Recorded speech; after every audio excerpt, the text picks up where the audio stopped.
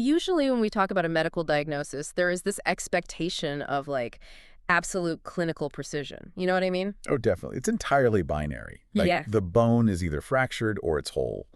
We really love that kind of certainty. We crave it. Right, exactly. Think about it. You fall off a bike, you break your arm, and they slide you into the x-ray machine.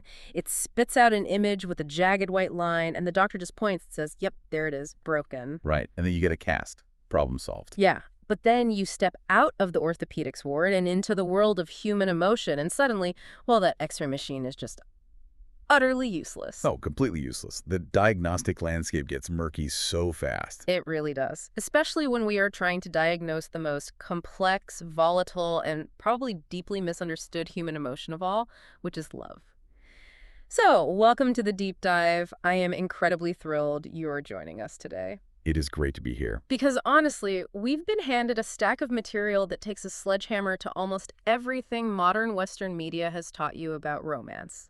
A sledgehammer is the perfect word for it, actually. We are going to systematically unpack a really fascinating framework laid out in the book Anatomy of Love by Abdul Basi Abdullah. And you listening might want to brace yourself, because this is not your typical, Hallmark card exploration of romance. No, definitely not. We are looking at a profound, incredibly structured exploration of love from an Islamic perspective. We're going to journey from the abstract illusions of first love straight through the gritty mechanics of building a lasting marriage and all the way to the legacy of a family. And the craziest part about this source material, to make sense of this, we aren't just looking at dry theology. I mean, the author brings in a wild mix of psychology, history, and these incredible historical guest perspectives. Yes, the guest perspectives are amazing. We're going to hear from wise mothers giving unfiltered wedding day advice centuries ago. That advice is so good. We'll get to that. And storytellers weaving tales of toxic obsession and astute judges ruling on incredibly intimate marital disputes. It really is a complete paradigm shift. Totally. So the core mission today, the reason we're doing this deep dive into the source material, is to move way past that superficial, easily weaponized phrase, I love you. We want to examine the actual daily mechanics of building what the framework calls a lasting paradise. Paradise you have to build yourself, yeah? Exactly. So whether you are on your commute, making dinner, or just sitting back, get comfortable. We're jumping right into the deep end. Let's start with the heart itself. Right, the core of the whole thing. Yeah. The framework introduces the heart not just as this biological pump moving blood through your veins, but as the ultimate treasury of mankind. It's the vault harboring all our affections, love, hatred, kindness, compassion. But right out of the gate, there is a massive, incredibly sharp dividing line drawn in the text. A really sharp line. A line between actual love and mere obsession or lust. Yeah. And this distinction, it is the engine driving the entire philosophy. Right, because without that distinction, nothing else makes sense. Exactly. According to this framework, true love is something that actively responds to character. It responds to behavior. Its ultimate goal is to heal and to elevate. While lust or obsession is entirely different. Completely different. It's driven by the desire for material possession, for status, or by sheer unfiltered hormonal instinct. I just love how blunt the material is about this. It essentially says, if it preaches violence, if it thrives on destruction, if it constantly hurts, whether by action or by feeling, it just isn't love. It's an obsession. Right. It's a disease, basically. Yeah.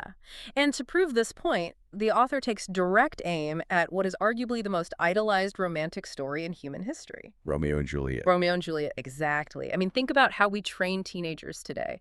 We feed them these movies and books that present this delusional, highly volatile version of romance. And Romeo and Juliet is the absolute pinnacle of that diet. We hold it up as the gold standard of true love. We really do. But when you look at the actual history and the plot, which the author literally forces us to do here, it's just a disaster. Oh, it really is a disaster. The text breaks down the historical evolution of the story to show how, manufactured it is. Wait, manufactured how? Well, it started as an Italian tale, which is translated into verse by Arthur Brooke way back in 1562. Then it was retold in prose by William Paynter in 1567. And finally, Shakespeare expands on it between 1591 and 1595. So it was just passed around and tweaked. Exactly. Over decades, it was engineered for maximum dramatic appeal, not for psychological realism or healthy relationship modeling. Right. And let's look at the actual plot without that soft focus romantic filter we usually put over it. You have two teenagers from rival families, the Montagues and the Capulets. Right, basically enemy camps. They meet in secret, they get married in secret with the help of a friar. And what is the immediate result of this quote-unquote ultimate romance? Absolute unmitigated chaos. The collateral damage is just staggering. I mean, if you track the timeline, Tybalt issues a challenge. This leads to Romeo's friend Mercutio being murdered. And then it just spirals. It spirals. In retaliation, Romeo kills Tybalt and gets banished. Juliet, who is trying to avoid an arranged marriage to Count Paris, face her own death with a potion. Right, classic teenager problem solving. Exactly. And Romeo doesn't get the memo, thinks she's actually dead, breaks into her tomb, murders Paris, and then poisons himself. Then Juliet wakes up, sees a dead Romeo, and stabs herself. I mean, it is a bloodbath. You have a massive body count. As the text rightly points out, one can only imagine the sheer volume of collateral damage you'd suffer just by trying to act out Romeo and Juliet in real life. Right. It is definitely not a blueprint for a relationship. It is a cautionary tale of disobedience, fatal impulsivity, and destruction. Yet culturally, we serve it up as the ideal. We tell kids, this is what you should want. You can think of it like an emotional junk food diet. It gives you this massive, instant, addictive spike in feeling. Like a sugar rush. Exactly like a sugar rush. Right. But it completely lacks the nutritional value, the stability required to sustain an actual lifelong partnership. Okay, but this raises a huge question for me. If it's so destructive, why are we, especially in our youth, so incredibly drawn to this junk food? Why do teenagers fall for it so hard? Well, this is where the material takes a wildly unexpected turn. For an Islamic text, it dives straight into secular psychology to explain the biological engine behind this drive. It really does. It starts by referencing Abraham Maslow's hierarchy of needs, establishing that love and belonging are fundamental, non-negotiable human requirements. Right after basic survival and safety, you physically and psychologically need to belong. But then it goes deeper, and it actually brings in Sigmund Freud's psychosexual stages of development. And I have to admit, reading this, I did a massive double take. Freud. It's definitely a surprising inclusion. The text walks through Freud's stages. Yeah. You have the oral stage, where an infant's survival and interaction are centered around the mouth. The anal stage, focusing on control. Right. The phallic stage, bringing in the controversial Oedipus and Electra complexes. The latent period of suppressed urges. And finally, the genital stage, which kicks in at puberty. So, why is a religious framework engaging with Freud? Especially since Freud's theories are highly contested today. Like, most modern psychologists don't even use this anymore. That's the brilliant part, though. The author isn't endorsing Freud as absolute truth. In fact, the text explicitly acknowledges the scientific flaws in Freud's work. Oh, it does? Yes, it even brings in feminist critiques, Yeah. specifically highlighting Karen Horney. Okay, I remember that part. Right, so Horney famously called Freud's theories inaccurate and fundamentally demeaning to women. Where Freud proposed the idea of penis envy, Horney fired back with the concept of womb envy. Womb envy. Yeah, the idea that men subconsciously overcompensate in other areas of life because they cannot biologically create life. Wow. Okay, so the author clearly knows Freud is flawed. They know it's a contested secular theory. Why spend so much time on it in the text? To prove a point about human biology, by utilizing Freud's final genital stage, that transition from puberty to adulthood, the author is mapping out the undeniable biological yearning of the body and soul for affection. The text is establishing that human beings are wired, on a physiological level, to seek connection when puberty hits, and that biological drive is the foundation for a massive, jarring statistic the text presents. Oh, I know the stat you mean. And this is the stat that completely threw me. The framework claims that 85% of first love isn't real love at all. 85%. It's a huge number. It argues that it is purely a hormonal instinct, an illusion, driving teenagers to make massive, silly promises they cannot possibly keep. That number forces you to pause, doesn't it? It does. And I have to ask, is the material suggesting that these feelings teenagers have are entirely fake? Like, are they just invalid and we should dismiss them entirely? Because, I mean, if you tell a 16-year-old their heartbreak isn't real, they are absolutely not going to listen to you. No, and the text is very careful here. It doesn't say the experience of the feeling is fake. The feelings are intensely real to the youth experiencing them. Their curious hearts aren't cowards, right? They want to witness love, to give it, to receive it. But because they're being driven by a brand new hormonal engine they just haven't learned to steer yet, they go the extra mile to impress. They just don't have the brakes yet. Exactly.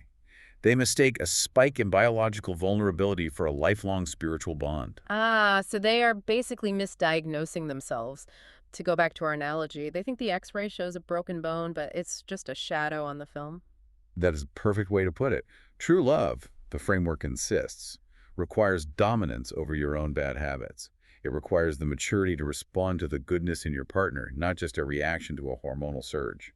So if that intense teenage biological urge is largely an illusion, what happens when human passion is left completely unchecked as we grow older? What does it look like when we refuse to temper that drive with reason? It gets dark. Yeah, it does. And this brings us to the first of our historical guest perspectives. We are going to look at two radically different stories from Islamic history to understand the extremes of devotion. First up is the tragic tale of Majnun and Layla. Right, and this is one of the most famous stories in Middle Eastern literature, isn't Oh, it? absolutely, and for good reason. It centers on a boy named Qais from the Bani Anir tribe and his cousin, Layla. They grew up together. They were playmates since childhood, sharing this incredibly deep bond, often herding lambs together and exchanging poetry. They were just really, really close. Very close. And as they hit that age where the biology kicks in, Qais is totally consumed. He eventually asks Lila to confirm if she feels the same way about him. And what does she say? Well, Lila, whether out of modesty or the heavy weight of tribal expectation, she turns him down. Wow. And the rejection just shatters him, doesn't it? Completely. Qais recites a heartbreaking poem expressing his unrequited love. He laments those days they spent as children, basically wishing they had never grown up at all because adulthood brought this agonizing separation. But wait, Lila isn't immune to it, right? Like, she actually hears his poetry, she cries, and she replies with her own verses. She admits, and I quote, "Our eyes confess what the longing lips conceal, two hearts in silence bound by love they feel." So the feelings are entirely mutual. Exactly. But when Lila's family discovers this intense public exchange of passion, they lock her away. And Qais' family tries to do the honorable thing, right? They formally go to Lila's father to arrange a marriage. They try to do it by the book. Yes, but her father flat out refuses. The cultural context here is crucial. He says, by I do not wish Arabs to say. He wed off his daughter to a mad playboy. A mad playboy. That is harsh. It is. But in that culture, Qais publicly declaring his uncontrollable passion was seen as a massive liability. The father feared the cultural shame more than he valued their attachment. And that denial is the breaking point for Qais. His mind literally fractures. He becomes known historically as Majnunu Layla, which literally translates to Layla's madman. He just loses his grip on reality. He does. It gets so bad that his father, desperate for a cure, takes him to the Kaaba in Makkah for the pilgrimage. A huge deal. A very huge deal. He tells Qais, touch the curtain of the Kaaba and pray to God to be relieved of this obsession with Layla. But Qais can't do it. No. Instead of praying for healing, he touches the sacred cloth and prays, "O Lord, bless me with Layla and her companionship." He completely refuses to repent from the obsession that is literally destroying him. And the ending is just brutal. Lila is married off to another man, Ward Afthakafi. She eventually dies. Many historical accounts suggest it was of a broken heart. Ugh, that's so sad. It really is. And then around the year 688 AD, Majnun is found dead right beside her grave. He had carved a final tragic poem into a stone before he died. It is a devastating narrative, and the author uses it to perfectly illustrate the absolute danger of letting passion rule the mind. When love is untethered from reason, and more importantly, untethered from a higher spiritual purpose, it doesn't build a family. It ruins your intellect, and eventually it ends your life. It's the ultimate counterargument to the Romeo and Juliet fantasy. Yes. But to balance this out, the framework immediately pivots to a second historical guest perspective. And this one, I mean, it blew my mind because it is so radically different. It really is. We go from Majnun's obsession to the story of the liberated woman Barira in Mughith. The contrast couldn't be starker. Barira was an enslaved woman living in Medina, and her overarching lifelong ambition was to secure her freedom.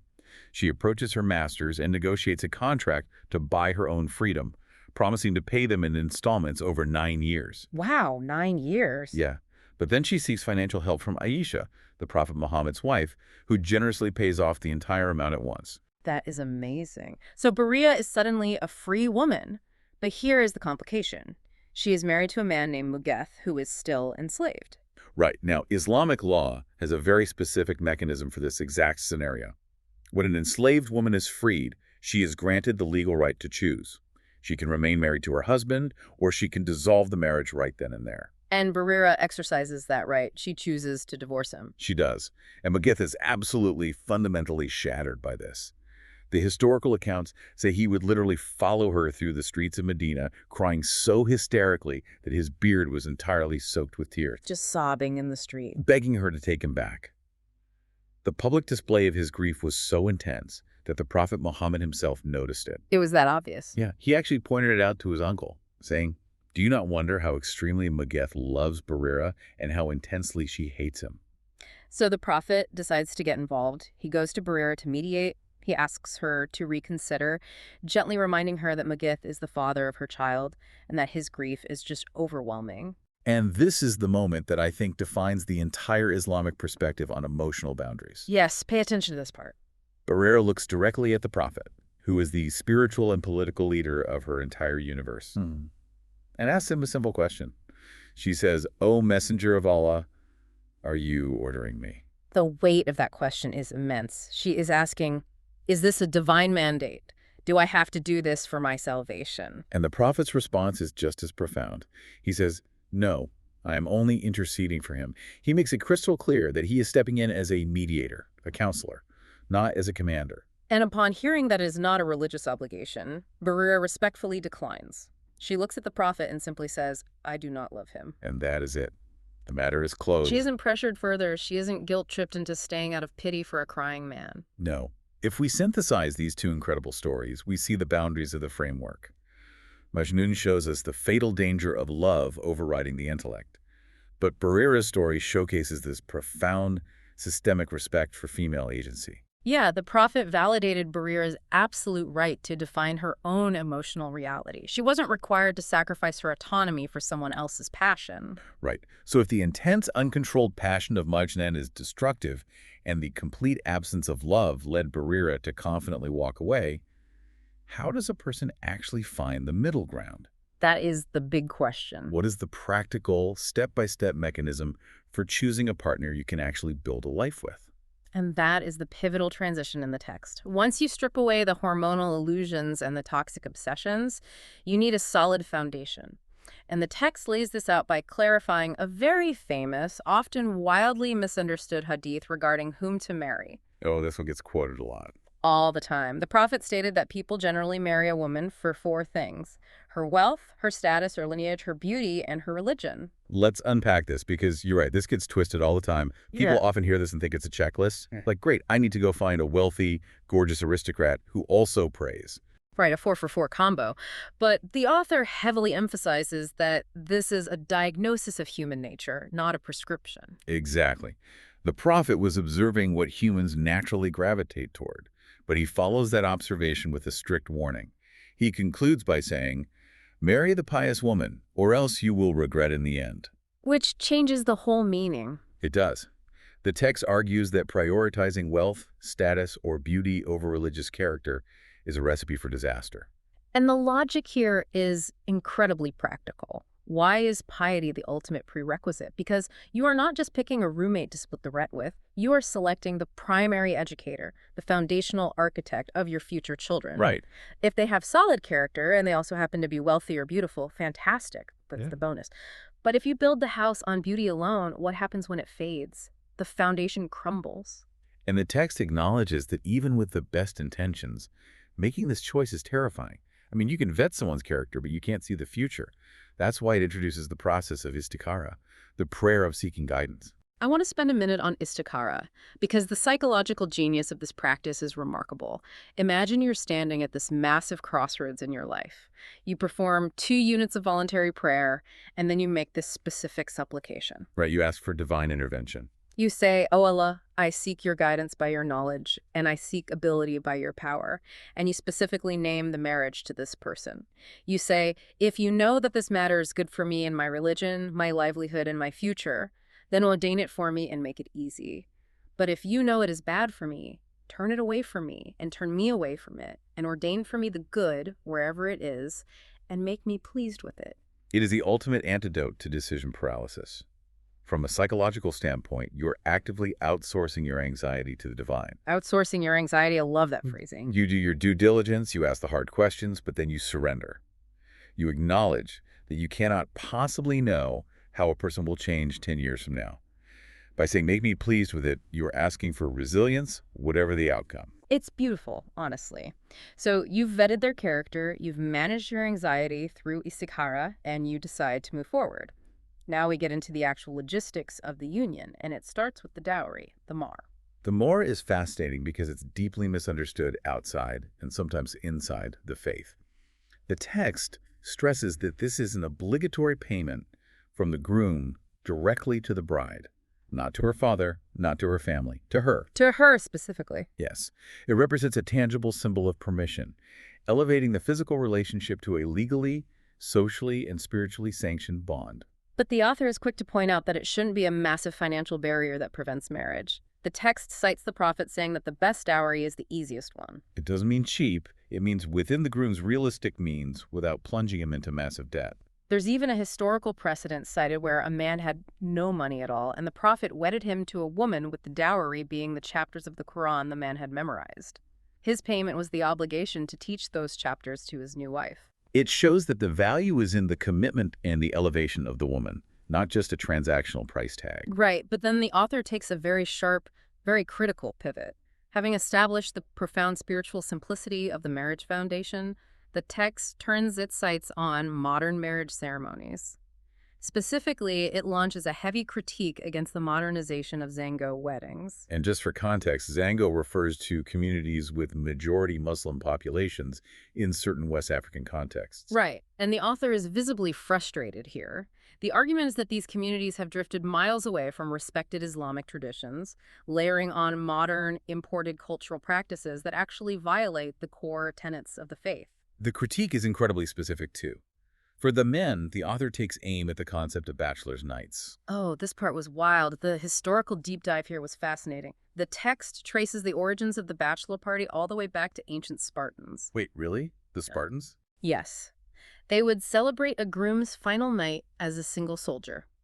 It even brings up an infamous 1896 stag party thrown by Herbert Barnum Seeley, the grandson of P.T. Barnum, which was so wild it got raided by the police. That is quite the history lesson. It is. The author's point is, why is an Islamic marriage being prefaced by an ancient Spartan military ritual or a 19th century American frat party? It's a completely foreign import. And the text also heavily criticizes the modern trend, where the bride is paraded into the groom's refreshment gathering, sitting amidst all his male friends. The author argues this entirely violates the fundamental Islamic principles of modesty and lowering the gaze. And the women's ceremonies don't escape the critique either. Oh, not at all. The author points out practices like the artificial lengthening of hair, citing specific religious texts that forbid it. He talks about brides wearing highly revealing gowns specifically designed to display their body shapes for the cameras. It's all about the photos now. Exactly. And perhaps most critically, he notes the phenomenon where brides will intentionally miss their obligatory daily religious prayers because they refuse to wash their face and ruin the expensive makeup they've had done. That last point is the crux of the author's argument, I think. If you are starting a marriage, which is supposed to be a sacred, religiously binding contract, by intentionally abandoning the foundational pillar of prayer just to preserve cosmetics, you're literally building the house on sand. Right. You're prioritizing the aesthetic over the actual foundation. Wait, hold on. You're telling me that this text expects people to just sit in a room and read quietly on their wedding day? Because, I mean, if you strip away the parties, the dresses, the gatherings, what's left, you've probably been to weddings like the ones the author is critiquing. They are joyful. They are very joyful. How does this framework balance the human need for communal celebration with these seemingly rigid boundaries? It's a vital question, and the text actually addresses it directly. It does not ban celebration. In fact, Islam highly encourages the public announcement of marriage. Okay, that's a relief. Yeah, the Prophet specifically instructed people to beat the duff, which is a traditional drum, and to sing lawful songs. Feasts, known as walimas, are highly encouraged to feed the entire community. Okay, so it's not anti-fun. Not at all. The issue isn't the function of joy, it's the form it takes. The author is asking, does your celebration actively contradict the God you are asking to bless your marriage? That's a powerful way to frame it. You can drum, you can sing, you can feast, you can dress beautifully, but the joy should emanate from the union itself, not from mimicking foreign cultural practices that compromise your spiritual integrity. That makes a lot of sense. It's about internal consistency. And speaking of consistency, the text doesn't just leave you at the wedding reception, it walks you right into the bedroom. It does. It provides highly specific, spiritually grounded etiquette for the wedding night itself. Yes, there is a structure designed to transition the couple from the public sphere into intimate privacy. It advises the groom to start by offering milk or juice to the bride. Which is such a nice touch. It is. This isn't just about hydration, it's a historical icebreaker. The text notes that the Prophet did this with Aisha, passing a cup to her through a companion named Asma'u bint Yazid, and Aisha lowered her head out of shyness. It's a gentle, nurturing first step. After that, the groom is instructed to place his hand gently on the bride's forelock and recite a specific prayer, asking God for the goodness within her and protection from any evil. Then they pray 2 rak'ah at 2 units of prayer together, with the groom leading. Think about the psychology of that. Before any physical intimacy occurs, they stand together in spiritual submission. It completely reframes the wedding night from a purely physical conquest into a shared, sacred act of worship. It really sets the tone. And when it comes to the physical intimacy, the framework is unapologetically explicit about the boundaries. Very explicit. It states clearly that while the front path is entirely lawful in any position the couple desires, anal sex is absolutely strictly prohibited. It cites multiple verses and hadith to back this up, drawing a hard line on physical boundaries. And it draws an equally hard line on verbal boundaries afterward. The text vehemently prohibits the spreading of bed secrets. Yes. You do not go to brunch the next day and tell your friends about your intimate life. The Prophet used an incredibly graphic metaphor for this, comparing spouses who share bed secrets to a male and female devil having intercourse in the middle of a public road while people watch. It's a shocking image, but it effectively communicates how destructive it is. When you share those secrets, you destroy the fortress of privacy that makes intimacy safe. So the wedding is done, the foundation is laid. Now comes the hard part, which is the next 50 years. How do you actually maintain this? This brings us to section 4 of our deep dive. Building your own paradise through halal magic and marital responsibilities. And to guide us through this, we turn to guest perspective 3, the wise mother. Her name was Umama bint al-Harith. She was an incredibly astute woman from history who sat her daughter down on her wedding day and delivered 10 timeless pieces of advice. And she frames it brilliantly.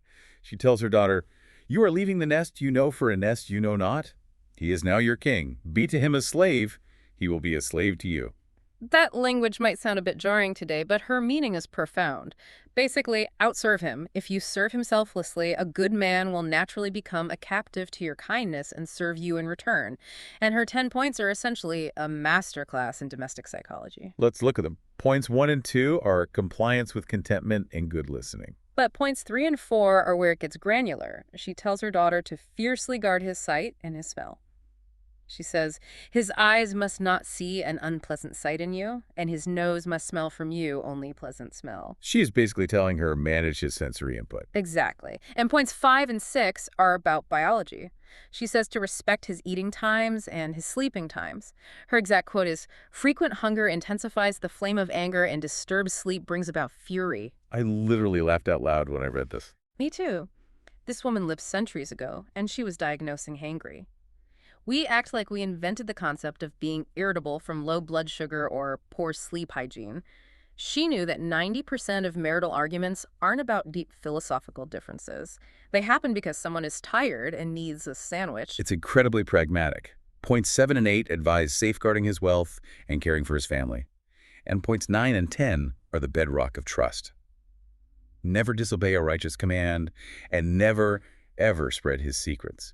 If you leak his vulnerabilities, he will never trust you again. And she throws in a brilliant bonus tip regarding emotional resonance. She says, don't express joy when he is sad, and don't be sad when he is joyous. Match his emotional frequency. So important. If he comes home devastated, don't bounce around the house. If he's celebrating, don't be a rain cloud. It is masterful emotional intelligence. And it segues perfectly into guest perspective 4, which is one of the most fascinating segments of the entire text, the story of Zarin.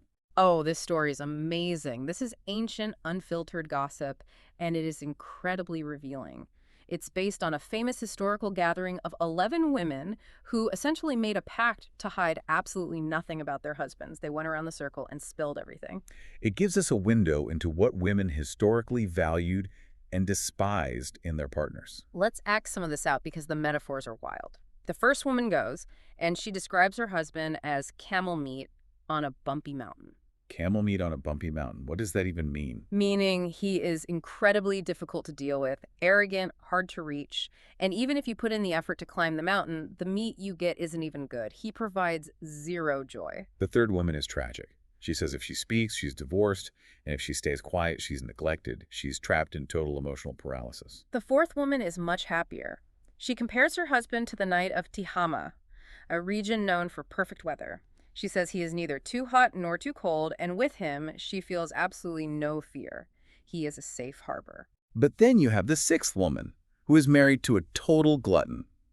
She says he eats everything in the house, sleeps wrapped up tightly in his own blanket, and never even reaches a hand out to see how she is doing. He is entirely self-absorbed. The seventh woman is married to an abusive tyrant who injures her head and breaks her limbs. It's a dark reality check. But the climax of the story is the 11th woman, Zarin. She describes what the text presents as the ultimate good husband, Zarin. Oh, Zarin was the gold standard. She says, he was the one who set my ears in motion, meaning he adorned her with so many heavy, expensive earrings that they bounced when she walked. Wow. He found her living in a poor family with a few sheep, and he brought her into a life of wealth, with horses and threshing floors. But it wasn't just money. In his house, she says, she could speak her mind without ever being scorned. That's huge. She could sleep well past dawn without being forced to wake up and do chores. She could drink until she was completely satisfied. He treated her with profound generosity and respect. She even praises his mother, his son, and his servant for their kindness, showing that he created a completely non-toxic household culture. But here is the ultimate twist in the gossip circle. Zarin eventually divorced her. He saw another woman and left. Oh, no.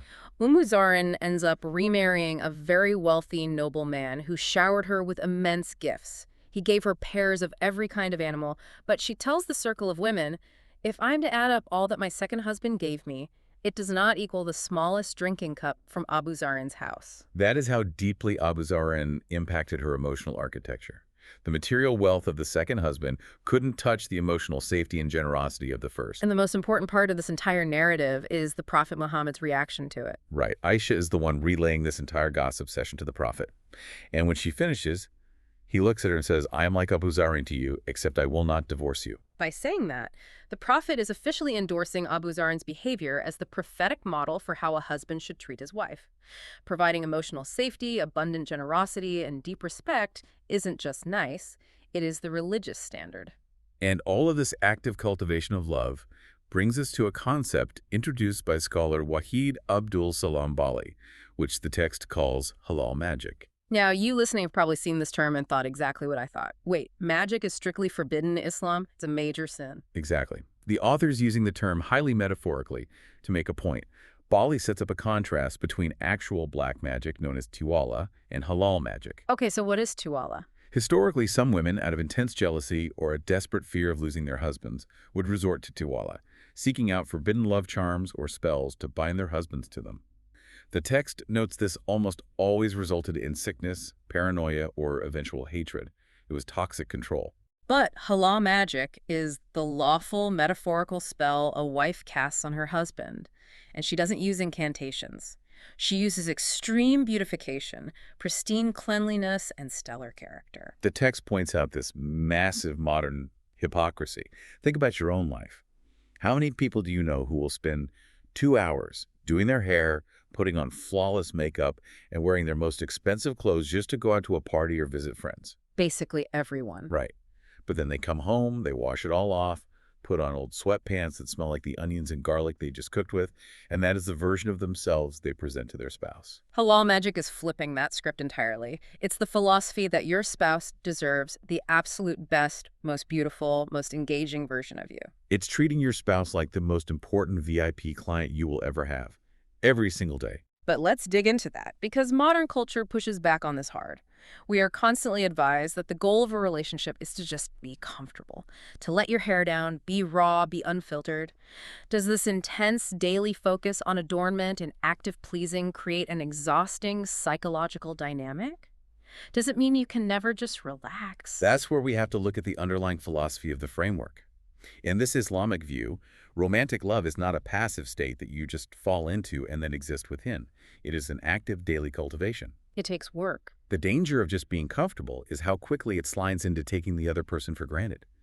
By actively applying halal magic, and crucially, the framework expects the husband to actively appreciate, reciprocate, and adorn himself as well.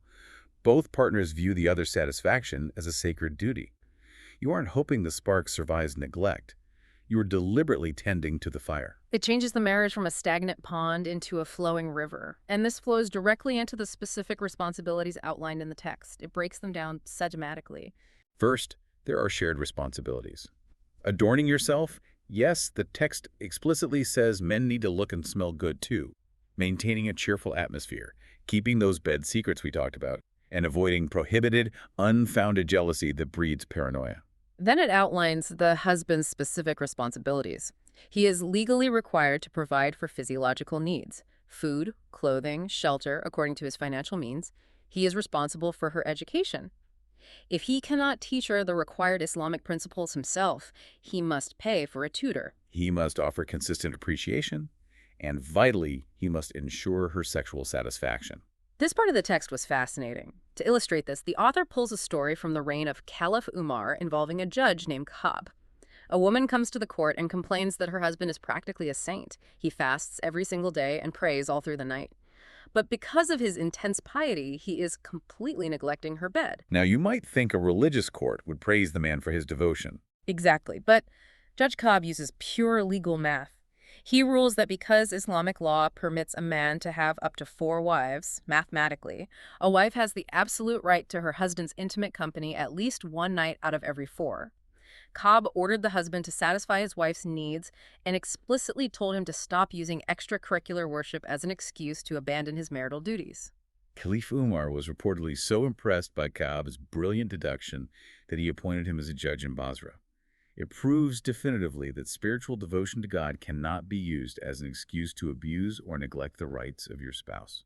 And the wife also has specific responsibilities in this framework: maintaining cleanliness, obedience to her husband in lawful, reasonable matters, actively assisting him in his life endeavors, and protecting his honor and property in his absence. And there is another brilliant historical anecdote regarding that last point, protecting honor in absence. Caliph Umar was patrolling the streets of Medina at night and heard a woman reciting a mournful poem from inside her house. Oh, this story. Her husband had been away on a military deployment for a long time. She sang about how lonely her bed was, but that her fear of God and her honor for her husband were the only things keeping her from falling into temptation. Umar hears this, and he is deeply moved. He realizes there is a systemic issue. So he goes to his daughter, Hafsa, who is a widow of the Prophet, and he asks her, point blank, how long can a married woman reasonably endure her husband's absence? And Hafsa tells him about 5 or 6 months. Based entirely on that consultation, Caliph Umar passes a sweeping law limiting all military deployments to a maximum of 6 months. He restructured the entire military apparatus of the state to protect the emotional and physical needs of the wives left behind. It is a stunning recognition of human needs. Yeah. When you actively cultivate love through halal magic, and when society and the individuals adhere to these profound responsibilities, it naturally bears fruit. It creates an unbreakable, stable environment. And that environment is what allows us to transition to the final stage of the text, Section 5, from cradle to grave.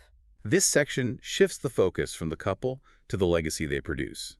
And it begins by forcefully highlighting the significance of the girl child. It requires a bit of historical context. Before Islam, in the era known as the Jahiliyyah, the age of ignorance and infanticide, specifically burying newborn daughters alive, was a practiced reality. Tribes viewed daughters either as a bad omen or an unbearable economic burden. The text celebrates Islam's total, unequivocal eradication of this horror.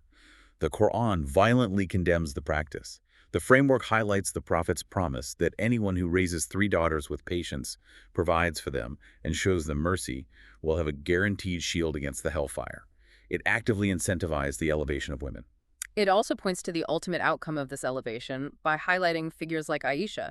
She wasn't just a beloved wife, she was a premier intellectual, a massive scholar, and a primary transmitter of hadith who taught the leading men of her generation. That is the potential of the girl child when nurtured in a stable environment. From there, the text delves into the actual mechanics of life, exploring the stages of human development from a Quranic biological perspective. It describes the progression in the womb, from nutfa, the mixed drop of fluids, to a clot, to a lump of flesh, to bones being closed with flesh. But what I found intellectually thrilling here is the historical scholarly debate the author includes. Early Islamic scholars vigorously debated which human organ develops first in the fetus. Yes, and their arguments were deeply philosophical. Some scholars argued it had to be the heart, because the heart is the center of impulse and the seat of the soul. Others fired back, arguing it must be the brain, because the brain is the center of sense and control. Another camp argued for the liver, viewing it as the center of physical growth and blood processing. And some even argued for the navel. They posited that an embryo's fundamental need for food through the umbilical cord must logically precede cognition or impulse. It's a beautiful glimpse into the intellectual curiosity of the past. They were trying to map physical anatomy directly onto spiritual truths. Once the child is born, the framework lays out highly specific provisions for newborns. It's not just about buying a crib. First is tanik. Tanik. This is the practice of taking a softened date, chewing it slightly, and rubbing it on the newborn's upper palate. The Prophet performed this for the children of his companions. Medically, we now know that a quick glucose boost for a newborn can be beneficial, but spiritually, it was about initiating the child's life with sweetness and a connection to righteous people. Then comes naming. The text heavily emphasizes giving the child a righteous, meaningful identity. Your name shapes your psychology. The Prophet would actually intervene and change bad names. For example, he encountered a girl named Asiya, which translates to disobedient, and he immediately changed her name to Jamila, which means beautiful. He refused to let her grow up internalizing a negative label. The author also tackles the practice of calling the adhan, the call to prayer, in the newborn's right ear, and the ukma in the left. Now, this is widely practiced today as a way to drive away the devil and ensure the first words the child hears are the proclamation of faith. But the text takes a very critical academic stance here. It does. It points out that while the tradition is popular, the specific hadith supporting this exact practice are actually classified as weak or even fabricated by strict Orthodox scholars like Al-Albani. The author is urging readers to separate cultural habits from strictly authentic religious traditions. Then the text wades into a very delicate, often controversial topic, khitan and kafta circumcision. For males, it's straightforward. The text outlines that the four major schools of Islamic jurisprudence generally view male circumcision as either legally compulsory or a highly stressed sunnah, a tradition of the prophets. But for female circumcision, the text is incredibly careful and medically grounded. It brings in perspectives from medical professionals like Dr. Al-Gawabi. It notes that while the minor removal of the foreskin above the clitoris, analogous to the male procedure, was historically considered a sunnah or an adornment by some scholars to moderate excessive sexual drive, the framework absolutely, strictly prohibits pharaonic circumcision. Pharaonic circumcision being the complete excision or destruction of the organ. Right. The text totally denounces it. It relies on a very explicit instruction from the prophet to a woman who performed circumcisions in Medina. He told her, "Do not deplete it entirely, for it is more joy bringing to the face and most preferred by the husband." The text uses this to urge total moderation and to aggressively denounce harmful, mutilating cultural practices that try to mask themselves as religious duty. After dealing with the physical provisions, including the akrika, where the baby's head is shaved on the seventh day, the hair is weighed against silver to give to charity, and the head is smeared with saffron, the text moves to the mind. It embraces the concept of tabula rasa, the blank slate.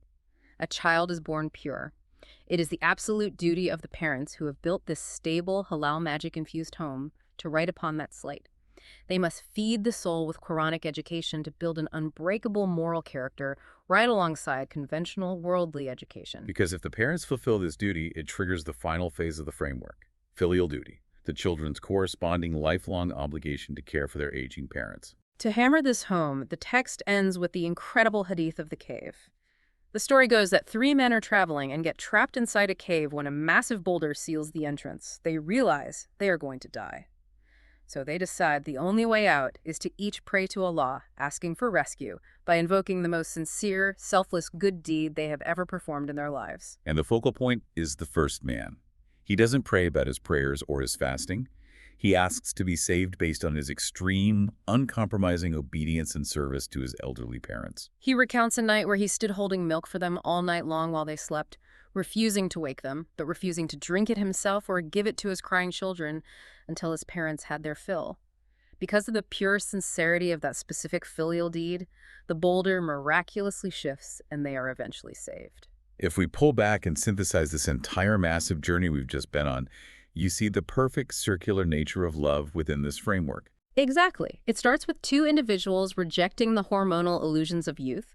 They commit to a religiously grounded marriage. They actively maintain their romantic love through the daily discipline of halal magic. That creates a stable, joyful home. That stable home provides the exact environment needed to raise well-educated, spiritually grounded children. And those educated children grow into adults who deeply understand filial duty, caring for those same parents with love and respect all the way to the grave. It's like a generational relay race. If the parents drop the baton during the education phase, or if they fail to model actual love and resort to toxicity in their own marriage, the child will never know how to run the filial duty phase. Precisely. It is a complete interconnected anatomy. Every part relies on the health of the others. We have covered an unbelievable amount of ground today. We started by dismantling the teenage illusions of first love and tearing down the fatal narratives of Romeo and Juliet. We explored the profound emotional agency of Barrera and the tragic obsession of Majnun. We walked through the highly structured legal framework of Istikhara, the dowry, and the wedding night. We learned how to cast halal magic and balance marital rights. And finally, we saw the ultimate goal, raising a righteous generation from the cradle to the grave. And as we wrap up this deep dive into the source material, I think there is a vital reflection for everyone listening to mull over. If there is one thing this text proves definitively, it is that love is not a passive emotion you just stumble and fall into. It is a highly disciplined, intensely active practice. Right.